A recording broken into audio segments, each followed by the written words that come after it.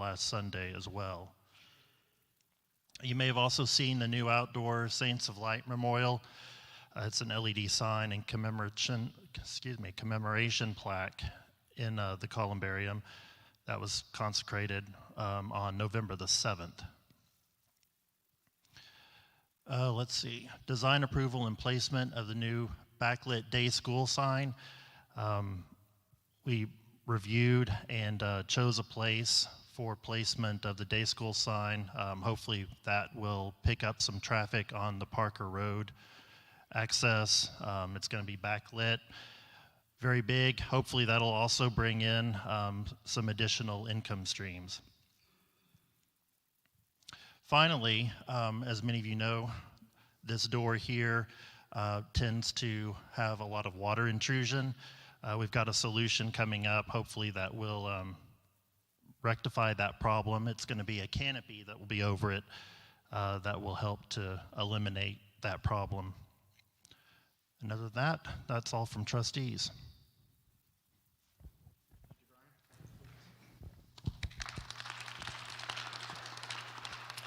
Next up, Rick Billings with Finance. Hello. So if you thought those were really interesting and exciting, got me, hello. So now for some really interesting and exciting content. I kid, but it is something that isn't always uniformly communicated or a topic people are really aware of, and it's certainly something that's never trivial to talk about, and it's money and church. Some of what I have, I just invite you to read. It was up here last month, and I only have a couple slides, but our main mission always is to be open. We have a team of people who every month, rain or shine, holiday, summer, doesn't matter, we watch the money coming in and out of the church. And I think it's good for all of you to understand the context in which we look at it. So if you look at the blue table, that's got kind of where we are today. And one of the main messages is the first two numbers. How much do we expect to bring in, and what do we expect to see to go out? And they're equal. So we spend with good use everything that comes in. So if you think about your personal financial situation, you can consider if that sounds optimal to you. I'd also invite you to numerically look at the proportions. The big numbers have to do with this lovely building and the talented staff that we pay, but after those are done, they don't leave a lot for a lot else. You see the smaller numbers are under the very important topics of worship and youth and mission. So the church remains solvent and healthy, but, and of course it's not a business. There's an element of faith that shouldn't be overlooked, but the reason you hear in recent months things like, should we sell pieces of land, or should we look for other revenue streams, or should we, find other ways to use our facility, is because we cut it close every year. So that's kind of the general state of things. And as far as recent news since last month, and there's no way I can see those slides back there, so I brought my own. It's always a mix. There's always good things to report. There's always never a lack of things to be watchful and concerned about. So probably the big one, we just made one more Our Home payment on the debt. And thanks to the Our Home program, and all of you no doubt were big contributors, the reduction of debt since it started now exceeds $1 million. So that's a pretty big deal. We also, the church really is diligent about how money and processes for handling money and debt and taxes and paying things are handled, and we have a third-party audit come in every couple years, and that happened this year, and as always, very clean, no findings, no concerns, no undue risk. The church takes good care of the money in its stewardship. And I think I say every time I'm asked, the most perhaps amazing thing about how we do as much as we do is the staff and the volunteers who carry out the work of this church always find ways to do more with less. So they should be applauded anytime you encounter them. But of course, I wouldn't be representing finance if I didn't end with a note of concern. Through April, giving was kind of sustained. That's what you heard last month, and we're coming through 2 unprecedented years in the world, so that was a good thing. But we just had our previous results in September, and as of this year, the church's giving is steady, but about 50,000 less than what we planned. So again, I guess we don't give copies of these out, but I'll always share them with you. Being behind by 50,000 on a budget where you hope to break even at the end of the year is something to consider. And we still could do better in taking care of the talented staff that we have and in growing our contribution outside, taking care of this building and our facilities. And in particular, SPR has ambition to do more for the staff next year, but that means we need more income to do it. And I didn't mention it on the first page, but outside the day school, our only real source of funding is what everybody gives. So I would leave it with, we are always, as usual, hopeful that things are going to pick up here through the holiday season and we'll finish securely as we do. But if we want to do more, we're going to have to find ways to bring in more. So other than that, I'll be around. Happy to if you ever want to really dive into the detail, I'd be happy to talk to you at length. So other than that, thank you, and God bless.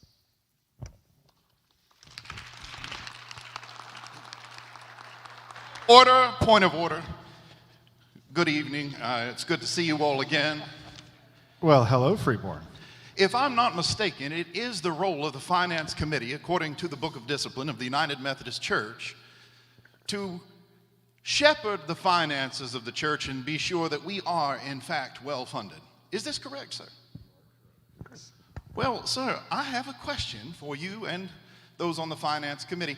Can you tell me, sir, why is it that you filled out your estimate of giving and turned it in here to this church? Can you share that with us, sir? As me, not as finance guy, but as me personally? Yes. Yeah. Well, we give in my family for many of the usual reasons, but I'd say first is because we're so blessed, we are able to give and should give back. For myself personally, it also honors those who went before me who gave when they weren't quite as fortunate, my mother in particular. And then I guess I'd put in a pitch for pledging, because I know from having been in one of these chairs, as do all these people, that a little bit of insight that we can expect giving to come in helps the staff, helps the team, have a little security in doing what they're going to do in the coming year. So thanks for the chance for answering. Thank you for sharing, sir. And what a beautiful answer. Does someone else want to share, Pastor? Yes. I give because, similar to Rick here, I give because I like to see our staff well taken care of, and I'd like to see an expansion of staff, and I'd also like to see more missions at play. Thank you, sir. Sure. It's a personal question. I barely know you.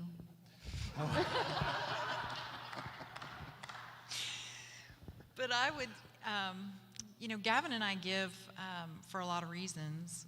One of the reasons is because we like to have lights in this building in the evening, and we like for it to be cool in this building in the summer. And we like for the chairs and the tables to work in the place where we meet our Sunday school class every Sunday, the people that we love. We have to support the building. When my grandmother died, the pastor of this church supported our family. When my son was born, Judith baptized him. That's all worthy of the blessings that we have. And so we pledge every year to make sure that we are upholding our responsibility to the church. Thank you. So today, I received a phone call. And that phone call was from Uganda.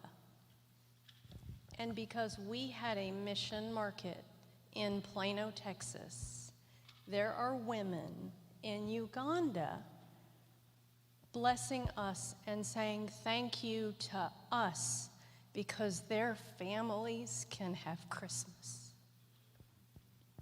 That's why I give. Praise God. Thank you. Well, that's a hard act to follow. But like Rick, I give because God first blessed me, and the church has always been an important part of my life. And, everything here, the building, the people, it's all important to carry it forward and do your responsibility. Thank you. We give, my family gives, because I think it's about grace. I think there's been so much grace poured out on our family that is such a blessing to us that we're at the point where not only are we able to give, but we're called to give. And we give because so much has been given to us already. And it's in that relationship that we do this together. So, Thank you.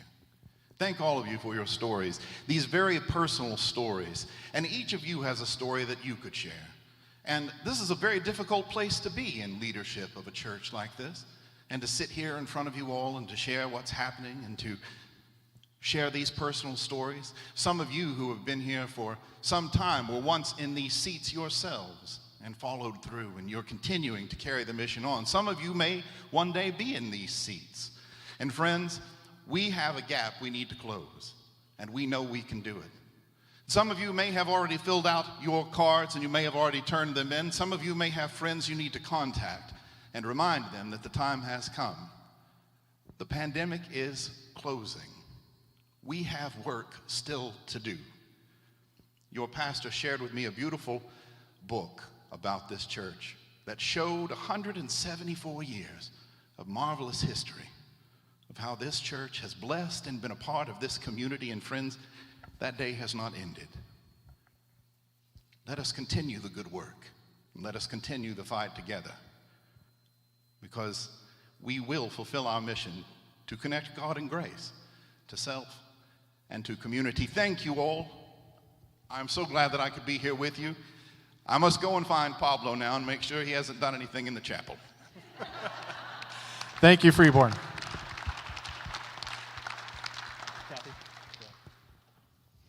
So good evening. I'm Kathy Cox. I'm the chair of the Staff Parish and Relations Committee, and I just have a few updates for you this evening, if you'll go to my slides. As I'm sure that you have already met is Micah McBay, a.k.a. Mr. Freeborn. So we wanted to introduce you to Micah, and he is our new contemporary worship leader. If you'll go to the next slide. This is a great picture of he and his wife, Heather. I really enjoyed, I asked Micah if he would send me a little bit about himself to share with you. And actually, I'm extremely interested. We have a lot in common. I can't wait to get to know he and his wife a little bit better. He loves books and has some personal goals around his library. I'm a little scared for he and my husband to get together. He does love the Dallas Cowboys, so we do allow him in the building, so that's awesome. And he also roots for the other UT, the Tennessee Volunteers. Loves philosophy and is also, and I love this, a great nerd. Loves Star Wars and Star Trek and all things fun. So there's a lot of you, I know, right, Bill? Like, he's totally gonna, that's what I'm saying. So I just wanted you to get to know a little bit more. He also has a lot of talent. He has an incredible voice, which I know some of you have heard, and clearly his talent for acting is one of his great loves, and I am super excited to see way more of that in our future. So if all of you will welcome Micah.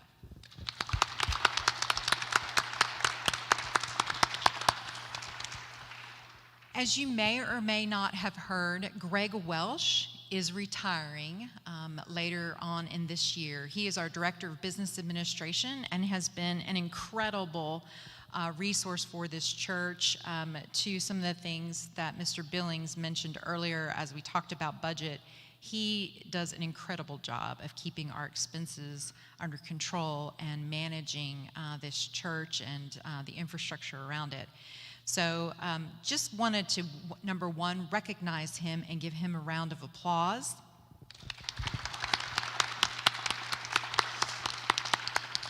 but also to say that we do have a new director who has been hired and will start on the 29th of this month. We'll get an opportunity to work with Greg before he leaves at the middle part of December. So we're very excited that he has had an input into that replacement and also will give them all the best that he has to offer. We are still in a search for our youth minister, and so that search continues. It is a difficult job market, even in pastoral care. So we want to make sure that we have the right match for our youth and congregation, so that is ongoing, and there is a search committee looking for that role. And then finally, just one more thing I wanted to share with you all, and that is I'd like to give a shout out to our staff. And I know not all of them are here, and I hope that the ones that are will share it. This last year has been an extraordinary stressor on all of us. And every single one of us have experienced loss and stress and anxiety, illness. And it has been, we have all looked to our staff to support us in that. And they have gone over and above to provide all kinds of services and ministries to us in the last year or almost 2 years. They have learned skills that they did not have before. We have seen choirs on the screen coming together. We have seen service in our own living rooms. And we have done a lot of new and different things we've never done and opened up a ministry to people who never would have ever set foot through these doors, and we want to continue. But I just want to make sure that we recognize them, because I don't think in our day-to-day, when we leave after Sunday and we go about our daily lives away from this place, I don't think people always have a true understanding of all that is going on to plan for all of the things that we take advantage of in being fed our spiritual feeding. So I want to give a big round of applause to our staff.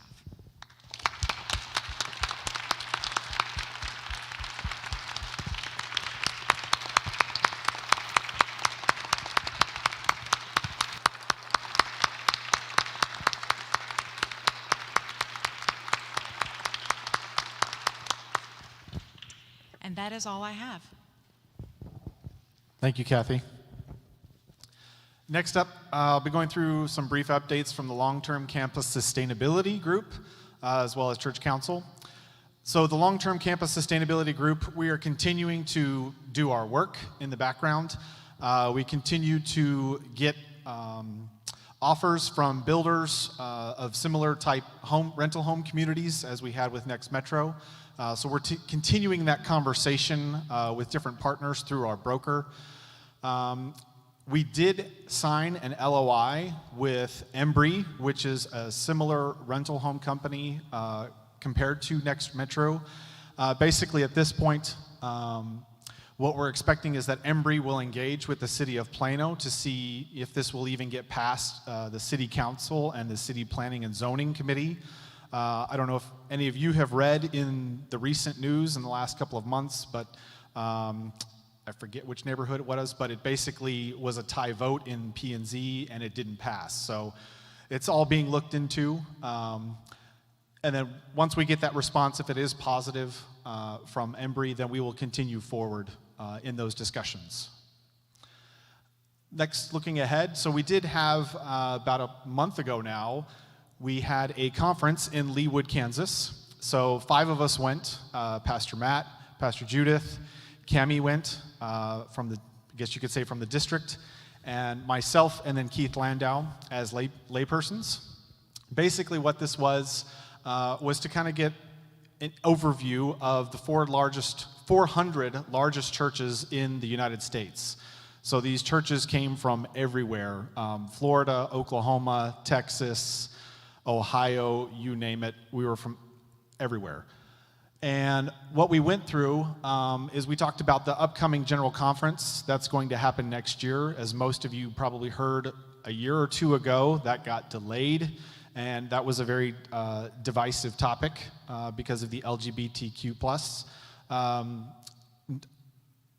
And part of that is we were looking into what does that mean for the United Methodist Church.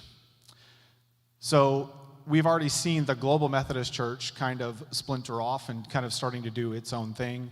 But what we did was, with those 400 largest United Methodist churches, we kind of looked to see, what does this mean for us? Can we remain United Methodists, or what does this mean exactly? So the way it would go is basically if we want to, we can do nothing, and we would stay in the United Methodist Church. Or we could, as a conference, vote to go to the Global Methodist Church. In all those discussions, so we had several panel discussions throughout the basically 36 hours that we were there, looking to see, who are we as a Methodist people? And what we came to find out towards the end of the conference is between the clergy and the laity, there was about 700 of us there, roughly half and half. And you could kind of divide it into these 4 buckets. You would have these progressives who were kind of on one side, then you would have moderate progressives in the middle, and then, help me, Matt, with terms. Traditionalists, thank you. Traditionalists, moderate traditionalists, and then traditionalists. So imagine you have kind of these 4 categories, if you will. Basically looking to see, if you're a progressive or a traditionalist, can you even be in the same room as somebody else who basically understands Scripture differently than you do or interprets it differently? And what we saw is about 90% of the folks who were there, again, representing a large swath of the largest United Methodist churches, was that about 90% were in the middle, either progressive moderate or traditional moderate. And only about 10% were pure traditional or pure progressive. So what that kind of told us is there is a hope and a way forward at the General Conference coming up, that what we'll see is that the United Methodist Church will remain the United Methodist Church. I think we've always been the middle ground that kind of holds everything together, so to speak. And so we will continue to do that, and I think we will continue to have those conversations, especially as we get into next year. We'll put programming and language and meetings and those sorts of things to communicate additionally what that means for us as a local church, but also as a district, so we can pass that information on to you. Is there another slide after that, Blaine? Yep, I think I covered everything. All right. Now it's time to move to our Q&A session. So we have our online, which if you'll help to call out questions out loud if we have any online so far. There's also a floor microphone up here. Please come up and we'll pass questions to whoever would be the most appropriate to answer.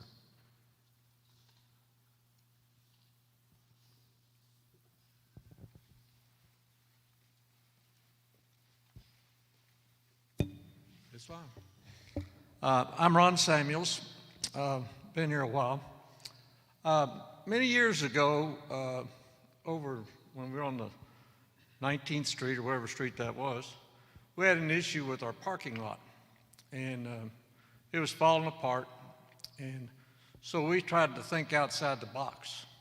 We had a guy here named Don Lawrence, Tommy Lawrence's dad, and he came up with the idea of what we needed to do was to sell the potholes that were in the parking lot. The rule was you had to take that pothole with you. So everyone raised money to buy a pothole. What they got was a certificate, and it raised money to repave the parking lot. We got it done. I'm sitting back here thinking, how far outside the box can we think about some of our problems right now? One of the problems I think we have is this piece of land over here that a lot of people are going to be opposed to a look-alike of what they were opposed to before. And I thought, well, I wonder if it's possible for people not to decrease their pledge, but sell the piece of land to ourselves. People say, I'll buy that much of the land and pay it off over a 5-year period. I was sitting there figuring, don't know how good my math is or my phone, I'll blame it. But I've heard us talk about around $4 million out there. 100 people sign in for that for 8-year, 5-year time frame above and beyond their current giving program, it'd be about $8,000 a year. About a lunch at 2 rows a day, $22 a day. But I think we might need to try to come up with something like that, to find 100 families that would sign off on it and say, I'll buy 1/100th of that land for $40,000. I don't know, and some of you guys may know, there may be a way to structure something that people could do. The idea, of course, eventually, potentially they could get their money back. We may sell that land, or the church eventually buys it back from the people. But if we take the debt away from us, there may be a way to pull something off like that. There's a lot of things you can do with 401ks and different types of things if it was structured properly. Fortunately, at my age, I'm not smart enough to do that. But I think, I don't know if age, do you get dumber when you get older? I'm not sure, man. It seems like it does. But I think we need to maybe look at something like that and come up with some ways to go above and beyond.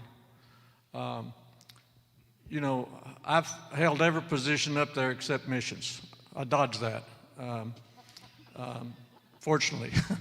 But my wife and I have been here since the church came to help us when we moved here. A lot of you know our story. You know, we came and our daughter had spinal meningitis and was in bad shape, and we didn't know what to do about it, and called the church and had to scare my life riding with Jim Palmer to the hospital. But we've been a member since 1970. And I think there's a way to pull it off. This church is too important to let kind of keep sliding down the hill. Some of us have got to put our foot out and stop it. Thank you, Ron. That's a great idea. I'll pass that on to Keith.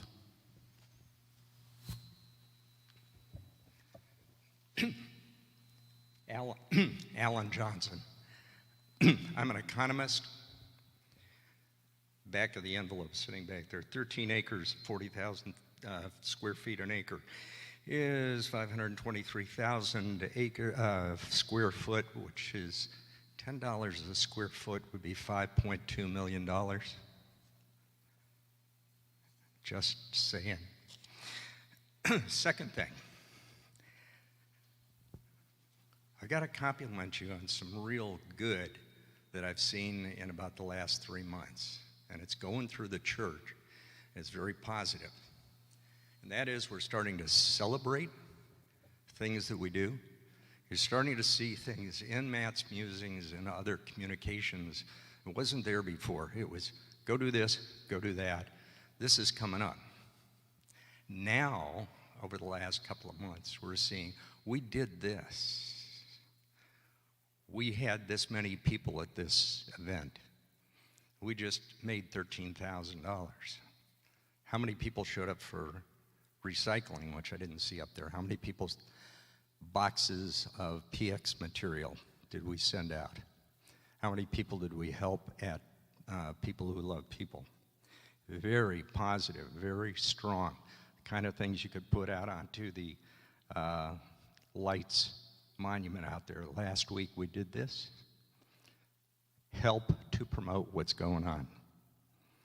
The last thing is, and you've mentioned it a couple of times, but it just keeps sliding under the radar and it doesn't get the visibility that I think that it needs. The star in the crown of this church is the weekday program. The income that's coming into this church, you talk about commercial activities and things like that, is the weekday program. I think there needs to be, going forward this next year, a whole lot more emphasis on growing the weekday program, using the current facility even more than it's being used to support, promote, and assist the weekday program in what they're doing. And if you haven't seen that, I'll put in a 30-second pitch. Trustees just approved moving the fence by the weekday program at the weekday program's expense to enlarge their area out there. The whole fence needs to be replaced. Yardbirds just went out there this last weekend and supported it so it won't fall over with 3 T-posts. The whole thing needs to be redone. I think the church needs to get behind the weekday program, support the weekday program, build the weekday program. You go along with things like Ron just mentioned, and I think the future is bright. We just got to do it. Thank you. Thank you, Alan. Micah, do we have any questions from online?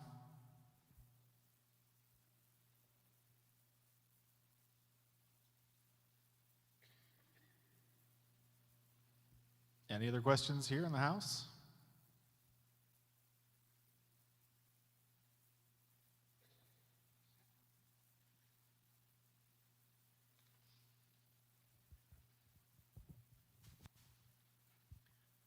My name's Bill Lang. I feel like amateur hour after following those two. I was just going to suggest that make the financial statements that you have in your slides up there available in a more readable form, possibly at the church desk or something like that, or online somehow, because we were discussing in Sunday school today that one of the things that we didn't see was the building, the staff, but the rest of it. Knowing that we spent $1.95 on something like that is the sort of thing that people might get behind. You're only spending $1.95 on that? I'll kick in $20. So that's it. Thank you.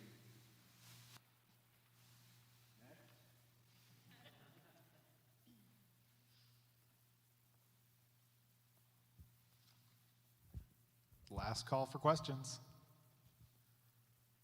And I was sitting here nodding, Bill. I do think that's a good idea. And we can certainly share in a consumable format. Just tell us, we'll dream up something, but if you'd like to see it different, anytime, I think we can do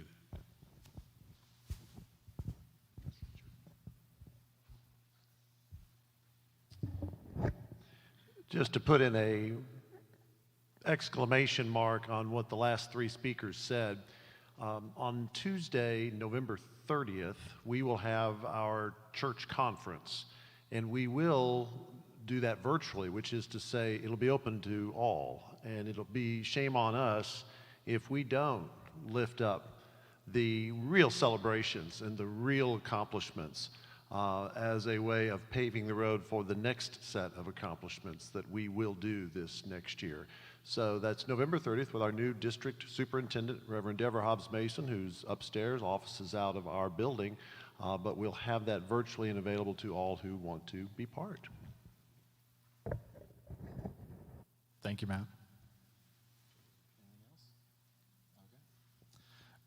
Would you bow your heads with me? We'll pray to close this out.